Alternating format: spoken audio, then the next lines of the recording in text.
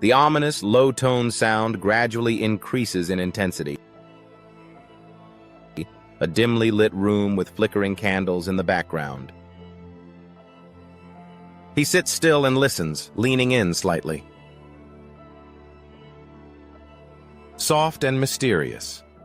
Welcome, my friends. I have a chilling tale to share tonight, a story that may make you question the boundaries between faith and fear. Sit tight, grab a blanket, and ensure the lights are on. You'll want them to be. I chose to cut through the pitch-black forest road as I traveled through the rural woods, taking in the moonlight peeking through the trees. This story begins with Daniel, who had no belief in anything beyond what he could see or touch. He thought that faith was nothing but a concept to him, a comforting story for the weak. Daniel had never stepped into a church, whispered a prayer, and never once imagined that he might need the help of something greater. One Friday evening, Daniel was driving back home from a work trip. The highway stretched on endlessly, flanked by dense woods on either side. The sky was clear, and stars blinked above, indifferent to the world below. He had taken a shortcut, a road less traveled, a winding, dark stretch through thick, looming trees. He had never been one for superstition, and he didn't need a GPS, he trusted his instincts. Daniel is seen driving in close-up, with the dashboard lighting up his face. But as Daniel drove deeper, something shifted. The air seemed heavier, and the road seemed longer. His car's headlights cut through the night, but the world beyond those beams seemed darker than it should have been. The trees on either side felt closer, like they were leaning in, watching. Daniel tried to ignore the creeping unease settling in his gut, but the further he went, the more the unease grew. Suddenly his car sputtered and jolted. The engine coughed, and the headlights flickered. Daniel swore under his breath as the car rolled to a slow stop in the middle of the road. He tried to restart it once, twice, but nothing happened. The engine was dead and his phone had no signal. Typical, he thought, just his luck. Wide shot of Daniel getting out of the car, surrounded by darkness. Daniel stepped out of the car, the cold night air biting his skin. He grabbed a flashlight from the glove compartment and started walking, hoping to find a signal or maybe a house nearby. The crunch of gravel under his feet was the only sound echoing through the stillness of the night. Flashlight beam moving through the forest. He walked for hours, and the further he went, the more he felt watched. The darkness between the trees seemed to shift, almost like shadows were moving out of sight. He shook his head, dismissing the feeling as nerves, but then he heard it, a whisper. It was faint, almost like the wind, but unmistakably a voice. Daniel was scared to death. He froze.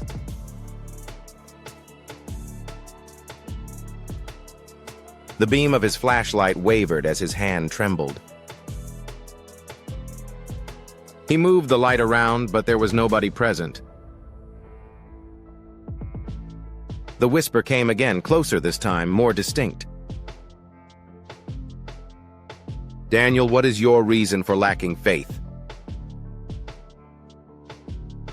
Close-up of Daniel, face pale and eyes wide.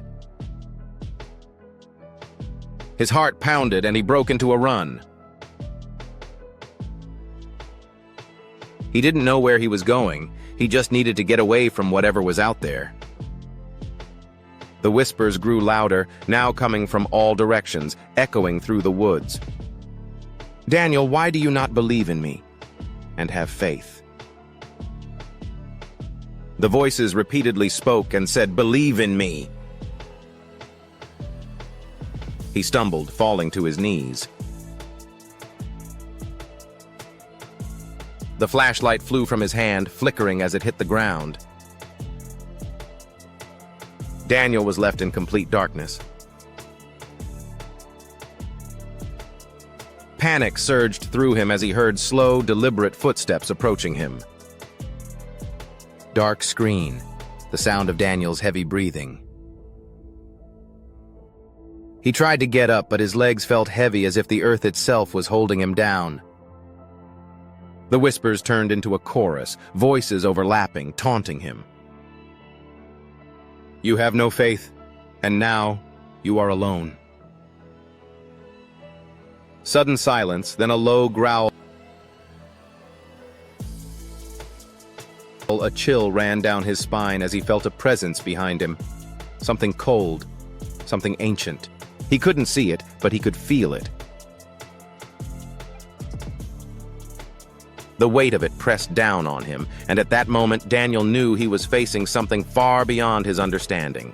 Something that thrived on his disbelief. He did the only thing he could think of, something he had never done before. He closed his eyes and he prayed. He didn't know the words. He didn't know who or what he was praying to, but he begged for help.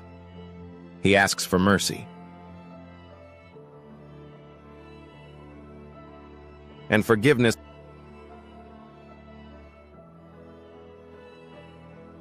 Cut to black sudden burst of light.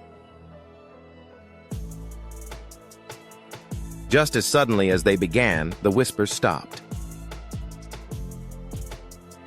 The weight lifted and Daniel gasped for breath.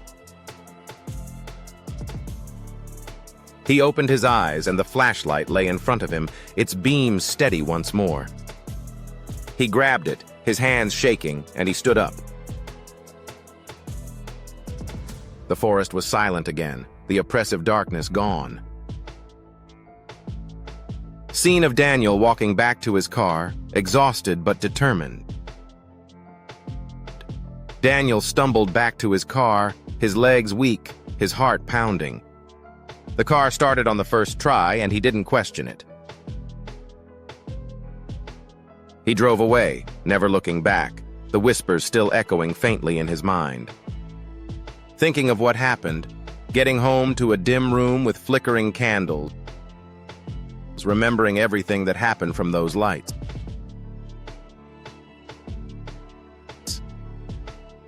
Daniel made it home that night, but he was always different. He still doesn't attend church, but no longer puts down those who do. He knows now that there are things out there that feed on doubt and disbelief. And sometimes the only thing standing between you and the darkness is faith. If you believe, then a tiny, knowing smile would be enough for those who believe. So, dear listeners, the next time you find yourself alone in the dark and feel that creeping dread, maybe, just maybe, it wouldn't hurt to believe in something more significant, because you never know what you might be listening to or watching. Do you believe in faith? Please subscribe for more chilling stories if you dare.